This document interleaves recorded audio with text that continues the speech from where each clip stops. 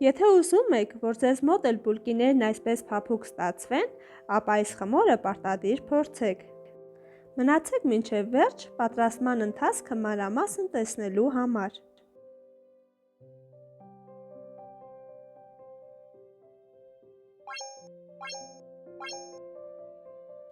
Մեզ անհրաժեշտ է 200 գրամ գոլ կաթ և նույնքան գոլ ջուր, որից յուրաքանչյուրից 50 գրամ լցնում ենք թասի մեջ,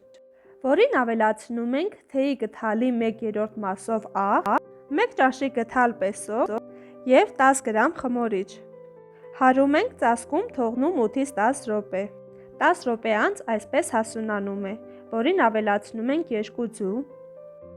և սկսում ենք միասին լավ հարել։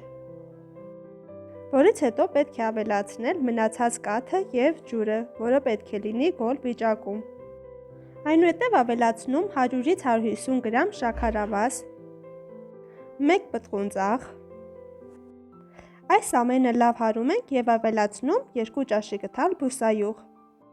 Հարում ենք և քիչ-քիչ ավելացնում 750-ից 800 գրամ մաղած ալյուր։ Եվ սկսում հունցել խմոր։ Լավ հունցելուց հետո ավելացնում ենք մի փոքր բուսայուղ և կրկին հունցում։ Ավելացրեցի մոտավորապես 1 ճաշի գդալ բուսայուղ։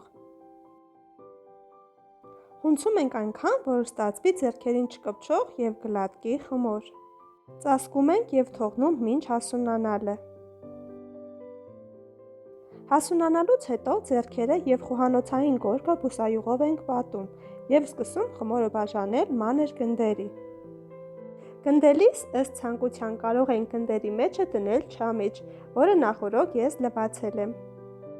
Վերջացնելուց հետո տապակի հատակին բուսայուղ ենք քսում և շարում գնդերը, թողնում մինչ հասունանալը։ Հասունանալուց հետո վրան քսում ենք հարած ձու և ըստ ցանկության վրան ցանում քունջուտ։ Թխում ենք 200 աստիճան ջերմաստիճանի տակ։